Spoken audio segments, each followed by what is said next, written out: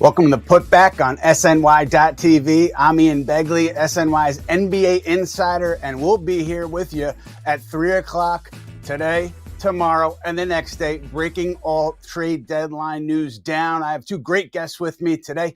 Got Stefan Bondy, does a great job with the New York Post covering the Knicks and the NBA.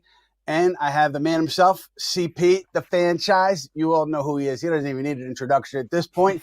But for now, we're going to jump right into the baseline. And instead of getting right into trades, we want to take a little retrospective here, talk about how we got here. And obviously, it starts with a couple summers ago. I'm going to go back to the Jaden Ivey draft when the Knicks were talking to Detroit about possibly moving up to get Jaden Ivey. Knicks needed a point guard at that point, just like they had for most of the last 20 years. But instead of making that deal, Knicks end up dumping salary to the Pistons, and they were able to sign Jalen Brunson, and he changed everything, as you know.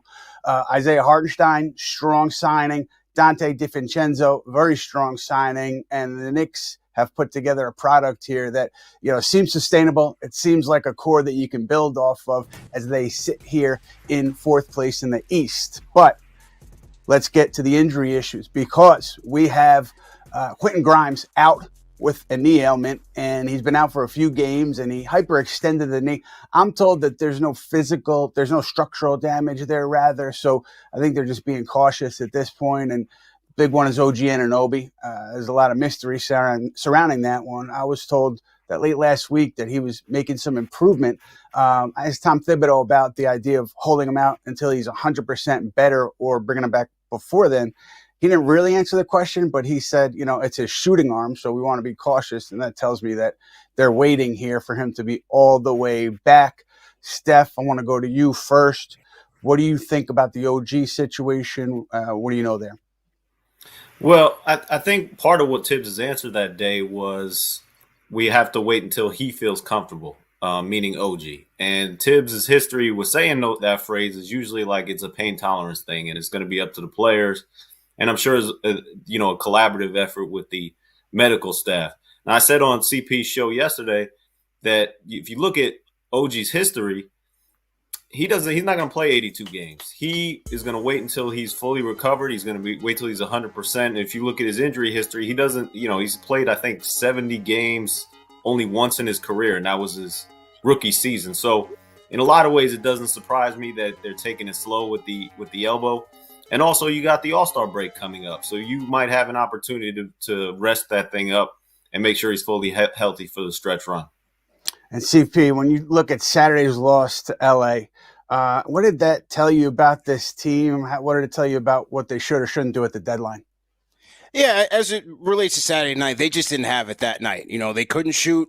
The Lakers defense was hot, and it didn't necessarily show anything, because I felt like throughout the season, even with a healthy Jalen Brunson, Julius Randle, the Knicks still need more shot creation in that rotation. And then when you deplete your roster, losing R.J. Barrett and Emmanuel quickly, it heightens that priority even more. And so they need a bit more firepower, I think, especially off of their bench. Donte DiVincenzo has certainly played well, but the Knicks will need reinforcements.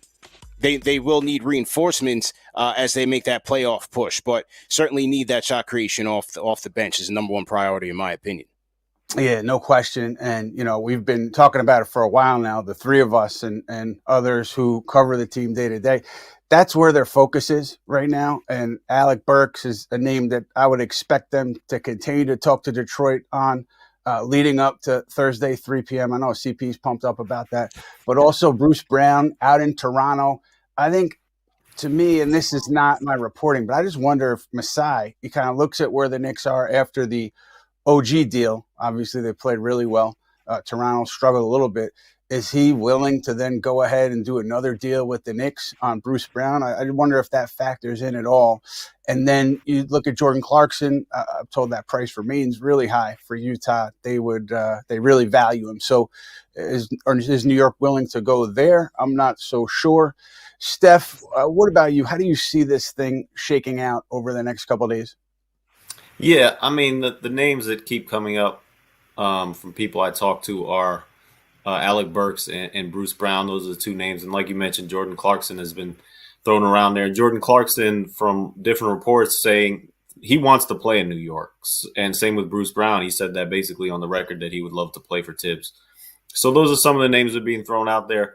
The thing that I heard last night, and I got to credit my guy Steve Popper, who, by the way, has a great sense of humor. We kill him about everything, and he takes it in stride. Quentin Grimes, the recent stuff on him is that there's this increasing belief that they could hold on to him now, that they're not getting the kind of offers that the Knicks want, and that's something that they can revisit in the summer. So I heard that as well. Obviously, Evan Fournier is somebody that the Knicks would like to move, and I think that they will. That is my prediction, that Evan Fournier will be moved for one of these guys.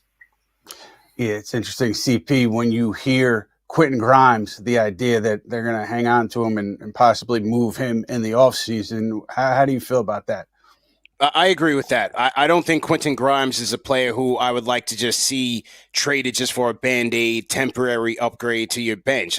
I like Quentin Grimes. He's in his third year. He's struggled since he's got here. That's understandable, but I still think he has potential. I still think his shot can come around. We just need to see a more confident Quentin Grimes. And while he's on this team, the Knicks and Quentin Grimes have to figure out how to get him going to play more confident basketball. Defensively, he's there, but offensively, he just seems very unsure of himself night in and night out. Now with the injury, you hope that he comes back strong. But, when they held him from the Donovan Mitchell trade, the idea was that he was a potential untouchable piece. So I found it hard to understand why they would then let him go for a, marginal bench upgrade. I still think he will end up being traded at some point, but it will be for that bigger piece down the road.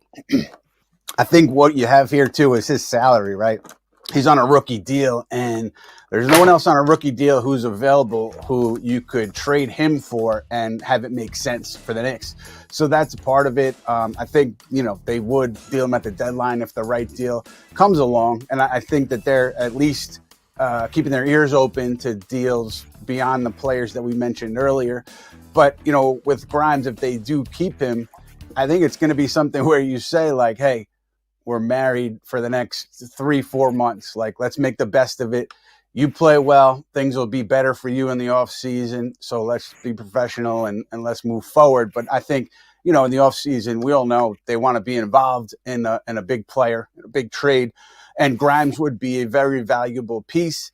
I agree. It's been a little kind of a winding road to get here. And I'm sure disappointing for both sides that you're here at this point. So it'll be interesting to see ultimately what kind of deal he's in and what they get back. But Bondy, you mentioned Evan Fournier.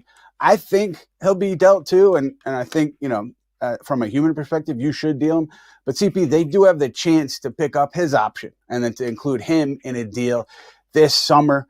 As a fan, as somebody who's paid attention closely since Fournier has been around, you want to see them? Do you want to see them move him at the deadline, or do you not care? You want, what's best from a trade perspective? I would say only if it makes financial sense to do so, right? Because he has that player option. I think if you're going to trade him, you hope that you can get a Malcolm Brodgon back, who also has a player option. It would make the Bruce Brown trade make more sense financially, not necessarily from a basketball standpoint, because I think Brown is a bit more redundant. But I believe if they do trade Fournier, they should get some salary back that they can then have flexibility with in the offseason and beyond. So I think it has to make financial sense before they trade Evan Fournier. Where do you fall there, Stefan? The idea that, there's a human element here and the guy's been on ice for so long. Do you want to do what's right for him, or do you want to just be cold and do what's right for the organization? Like, how do you see that part? Well, I get both sides, but dude is making $19 million. Like, yeah. It's really not that big of a deal. Like, I actually talked to Derrick Rose this morning because he was sitting on the bench with Evan Fournier all last season. So they had kind of a similar situation. And I'll read you Derrick's quote because he was spot on. It's about living in gratitude. Fournier could be anywhere else in the world. For the city you live in, the paycheck that you get to cheer, to be a great teammate, where else can you get that type of money from? And I think that's spot on. Like, it's good perspective at least. Like, yeah, it sucks. And he's been living with this terrible reality as far as his basketball career is for the last few years. But at the same time, I think all of us would trade his spot for where we're at. Like I'll sit on a bench for $19 million. I think anybody. So let's not cry. Right to scooter around Central Park, to scooter into work. Well, it's He's a great fine. life. He'll be fine. And by the way, if he stays, there's a chance they pick up his $20 million or whatever it is, $19 million next season. So he gets to make an extra $19 million. So in a lot of ways, maybe he should be rooting that he stays. D-Rose, as usual, providing good perspective. He's a great vet. And now we're going to Matt Spenley, our social media guru here at SNY. He's going to relay a fan question to us. Matt, what's happening? What's up, fellas? JJ on YouTube is asking, what's the fascination with Jordan Clarkson? He's a chucker that's highly efficient and doesn't defend. So I know his contract makes a lot of sense. Ian, you wrote today in your notes column about the type of player that the Knicks would look to acquire at the deadline if they'll fit with their identity. So what's the latest on the Knicks and Jordan Clarkson?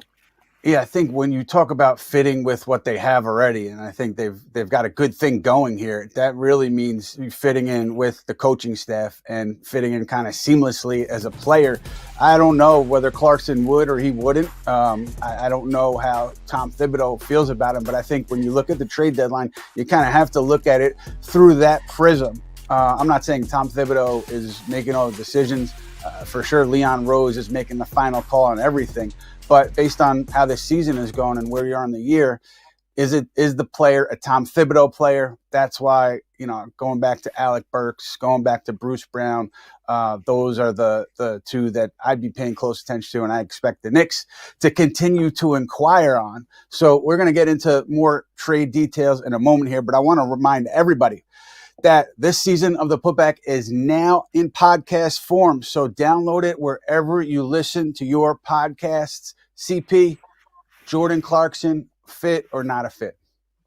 Yeah, well, for one, I think it's funny. Now everybody's beating down the Knicks door. Everybody, back in the day, nobody wanted to play for the Knicks. Now, I mean, the clock didn't even strike zero in that Knicks Raptors game before Bruce Brown is putting his name into the hat for Tom Thibodeau. So I found that funny, but I think the fit is a worthwhile question to ask, because I do agree with JJ. I look at Jordan Clarkson as a chucker. Yes, he can get hot. He's one of those microwave scorer archetypes, if you will, but I don't see him fitting in and being a Tibbs type of player. And if I had to rank them in order, that's why I put Alec Burks number one, because he's been here before. He knows the offense. He's the guy that you can plug and play, and he'll be ready to go right away. It's the reason why I think they keep bringing back Taj Gibson, is his familiarity with the way things are done. And then secondly, I add Bruce Brown to that list because of, the contract flexibility. But then Clarkson, I'm not so sure if he's there for the Knicks. That's why I put him third on the list. Yeah, the other piece here, I think Clarkson or maybe a deal with Washington becomes more enticing if Precious Achiuwa wasn't playing well. To me, he's kind of solidified, as for right now, that backup center role, and he lessens the need for the Knicks to go out and get a backup center. That's what teams in touch with them recently have come away with. So, you look at Clarkson or even like a Dejounte Murray or any other player in Atlanta, Bogdanovich, and I just think that the need there is less if you're going to try to pair that player with a center. So there's that. But then you also look at, just Burks. I think he knows them well and they know him well, because it's the same front office. It's the same coaching staff, and they had a great appreciation for him and what he did in various ways all throughout that season, the injury-riddled season. So I think the fit is important there. The money, it's a little funny. If you sent Fournier over there, Detroit has to give you another player to make it work. Interesting thing to me there is Kevin Knox has a trade restriction, but he can be moved on February 8th ahead of the deadline, and the math works. So they do have to figure out the math. Also, everybody's trying to figure out where Detroit is, like on Bojan Bogdanovich too, which the Knicks had checked in with Detroit ahead of last year's trade deadline on. People are trying to get a read on which way they're going, and are they going to move Bogdanovich? Are they going to move Burks? I think Burks is likely. Bogdanovich not as sure on. So other teams' preferences and other teams' desires and how they may change over the next 48 hours will impact the Knicks too. And also a quick trade note here. I do think that when you look at Brooklyn and you look at people throwing around Nick Claxton's name, I checked around on that. I don't think there's anything there at all. They want to bring him back and they want to, make sure that they take care of him financially. The issue there, I think, is the repeater tax for them if they get above the luxury tax next year. they get hit with the repeater tax, so they have to figure out how to keep him and stay below the tax next year. But that's just a quick aside, because Steph, I want to get to you and Leon Rose and Rich Paul. And I think Brian Windhorst said on First Take yesterday, like, this was the biggest story that was kind of under the radar. So where do you think this leaves the Knicks and Klutch at this point? Well, I think a lot of the reaction to that story was, first of all, they got to be talking about some specific player. My understanding was it wasn't just about one player, whether it's Dejounte Murray, whether it's Jordan Clarkson. It's about repairing a relationship that had been strained for quite some time. And it's about moving forward with a business relationship, because Klutch has a lot of clients and the Knicks are a major market team. And as CP just said, everybody wants to play here now all of a sudden.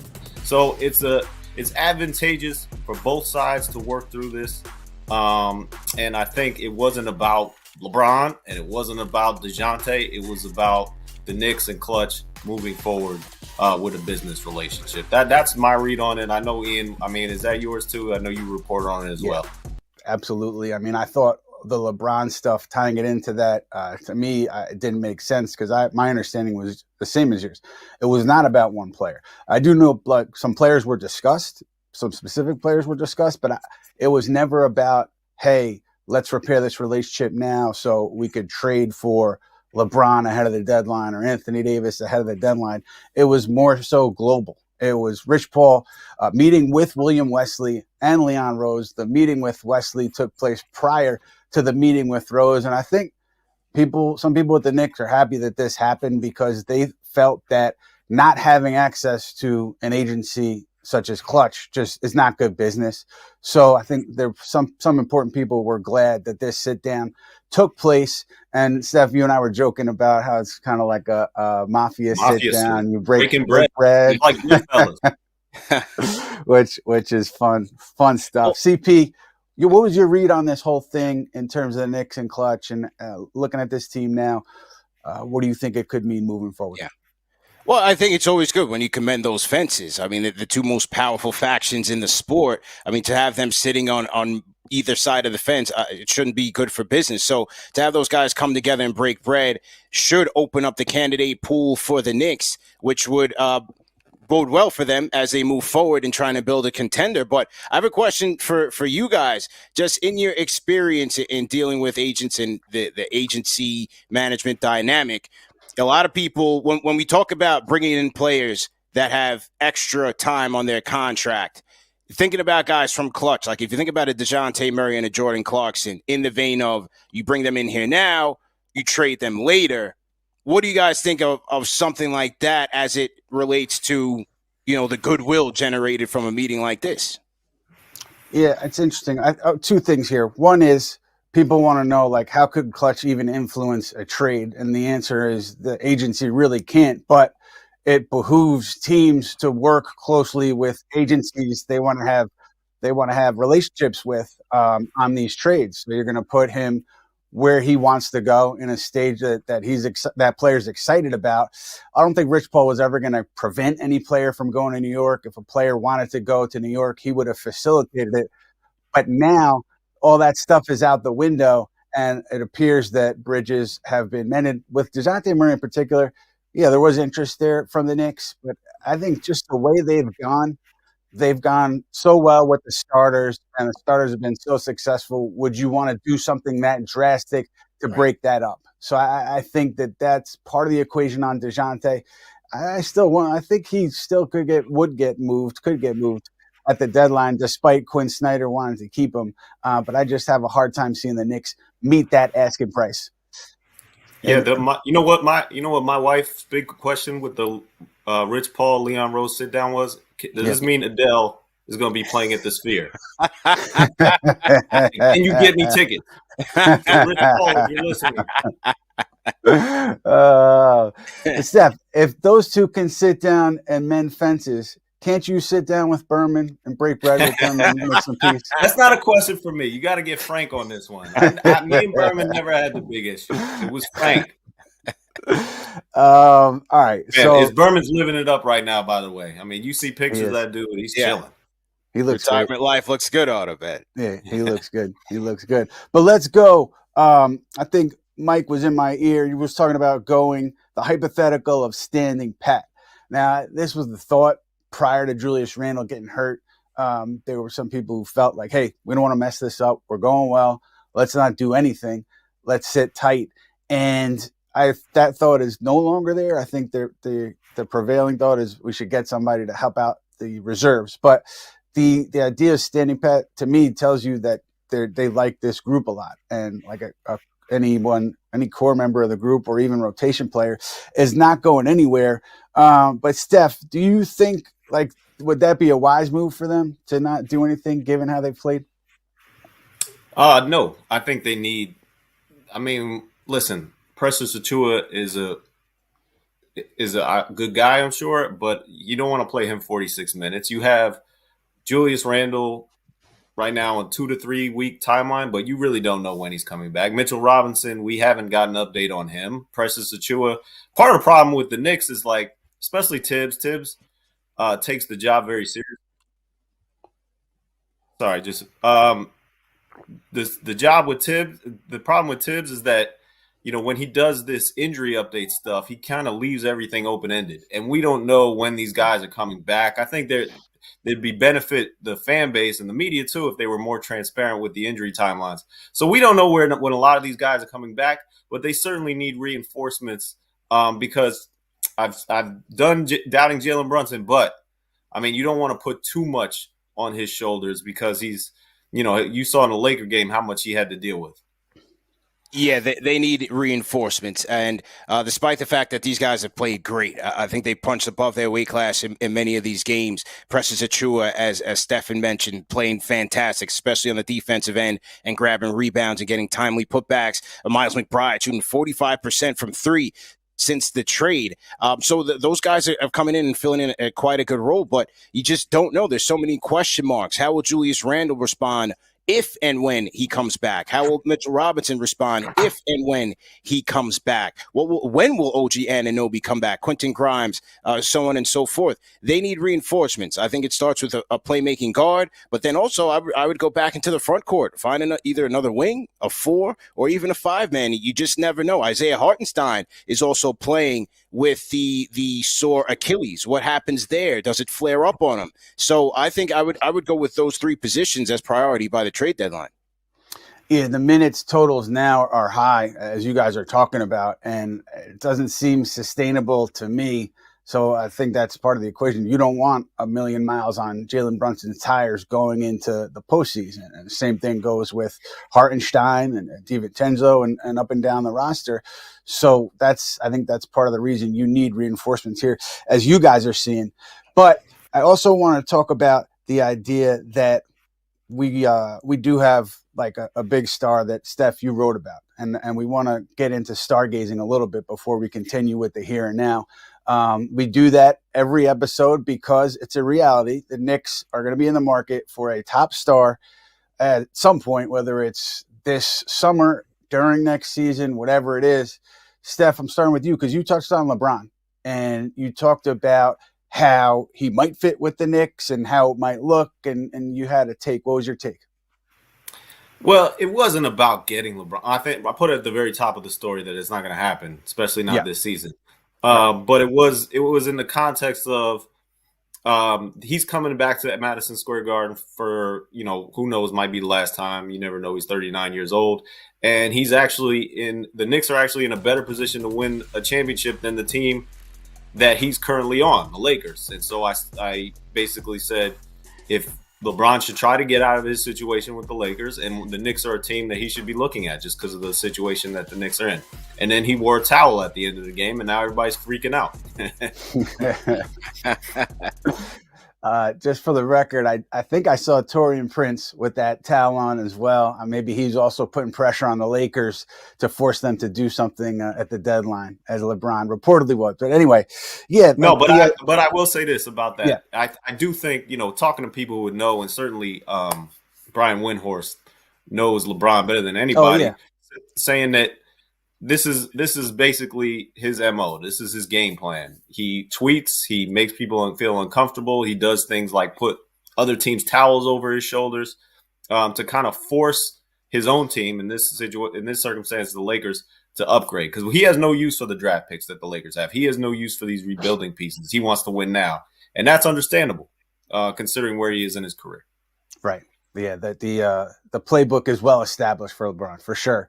And I wonder if LA makes a big push on Dejounte Murray and they end up acquiring Murray, I think the Knicks puts the Knicks in better space to land Bruce Brown, because LA would be right there for Bruce Brown. So what Los Angeles does, I think, is certainly relevant to Knicks fans, and not a star, but Malcolm Brogdon. His name has been out there. I think Woj said on his podcast that he's unlikely to be moved. I hadn't heard at all about any serious talks between the Knicks and Portland on Brogdon. I know there were some reports linking them. Hadn't heard much there. Steph, did you hear anything? And what do you think about the potential fit? I think he would. I haven't heard anything about Malcolm Brogdon. I don't understand, but I'm not buying this idea that's being thrown out there that the Detroit Pistons aren't going to move their guys, because why, it doesn't make any sense. Why are you going to keep Alec Burks? What is the point of keeping Alec? What is the point of keeping Boye? You are the worst team in the NBA. And that also applies to what the Trailblazers are dealing with right now with Malcolm Brogdon. It makes no sense. Now, I think and I understand the Pistons are the Pistons. Troy Weaver has not done a good job, and maybe he's just incompetent. But I think that these guys are going to get moved, whether or not it's the Knicks. And despite what you're hearing, I think a lot of the stuff you hear around the trade deadline is just posturing from teams. They try to get a better negotiating going. And I think that's what's happening with both the Blazers and the Pistons. Right. And CP, Brogdon, for you, good fit, bad fit? Good fit, great fit, and I don't see the point of Portland holding on to him. I mean, 15-5 this year, another year shooting 40% from three. I think this is the type of experience, the size that we need at the guard position to run that second unit. Now, if he's healthy, that's always the key with Malcolm Brogdon. You can always expect for him to miss some time, but ideally, if the Knicks can get him for the Fournier contract and a low-level pick, I think it's a worthwhile gamble for the Knicks. Yeah, it's interesting. I don't know why I haven't heard strong stuff there between the Knicks and Portland. Maybe it's happening, but it hadn't, at least going into this month, there hadn't been anything. And so maybe they're waiting to see where the price is on Thursday, and then they jump in there. But also, I think you think the prism of Tom Thibodeau is Brogdon a Thibodeau guy. I don't know if he is or he isn't. If I'm going to guess, though, Tom Thibodeau probably would prefer an Alec Burks or a Bruce Brown ahead of a Malcolm Brogdon. And when we talk about potential upgrades, we hit on the centers a little bit, but I want to hear from you guys on maybe names that we haven't discussed, because other players are going to be out there. Andrew Wiggins is going to be out there. Maybe he gets moved, and I don't know if there's a fit there at all for the Knicks, but he is a guy who's under contract for multiple years, so he checks that box. And, Zach LaVine obviously not getting traded now, but he will be available again at some point with Chicago. And you've got DeMar DeRozan. So DeRozan and then LaVine. I mean, what do you think about potential fits and Wiggins? Of those three, CP, who would you go after? Probably none of the above.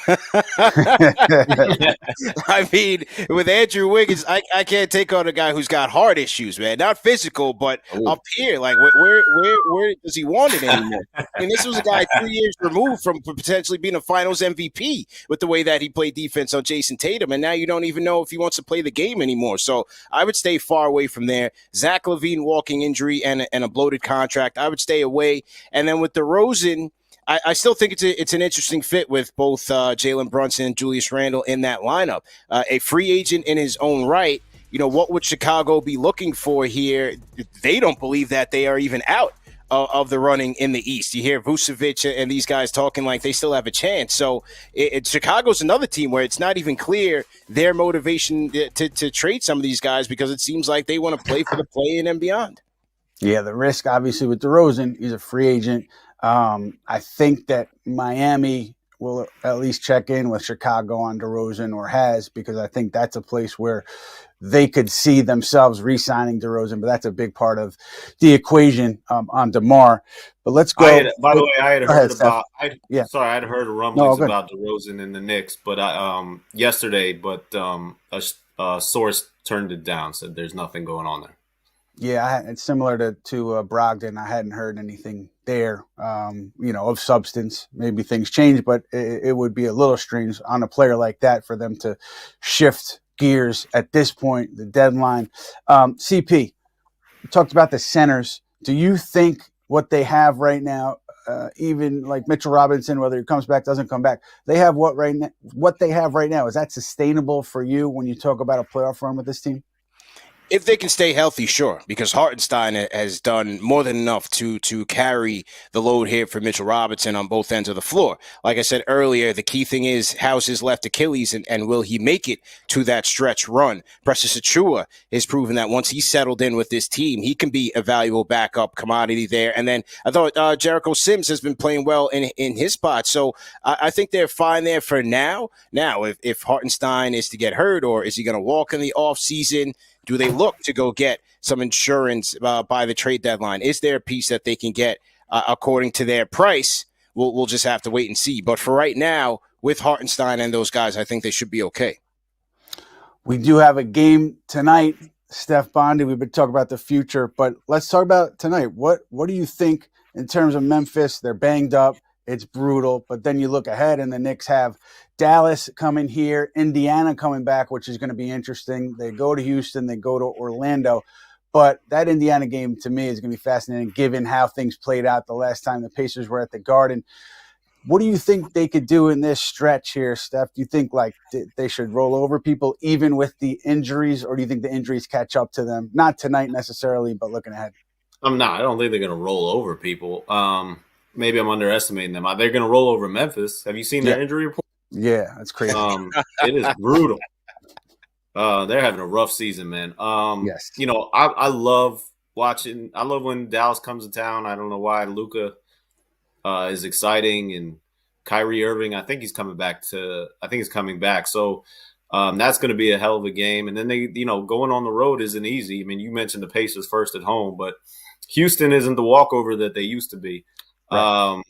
So, no, I don't think they're just going to be walking over all these opponents, especially if, OG's not available. Yeah. And CP, standout player for tonight, who do you got? Ryan Arcidiacono, wow. in the stats, has been scoreless in some odd games. I mean, it could be that type of night tonight because with Memphis, I mean, there's no Bane. You have Triple J, who's doubtful in this game. Derrick Rose is questionable. I don't know, Steph, if you spoke to him, if he plans to play tonight. But, it could be one of those runaway games where Ryan Arcidiacono gets in and puts some points on the board. And by the way, they're having fun with that. That was funny online. Yeah. They're having a good time with the podcast there. But that is going to do it for us, fellas. Be sure to keep it locked in on SNY because we got Honda Sports Night tonight, 11 p.m. Steph Bondy, we thank you for joining us. CP The Fanchise, we thank you very much for joining us. Thank you, guys. And on the putback side, we're going to be back tomorrow, 3 p.m., hitting on the trade deadline, hitting on everything else going on with the Knicks and the NBA. So be sure to check us out then.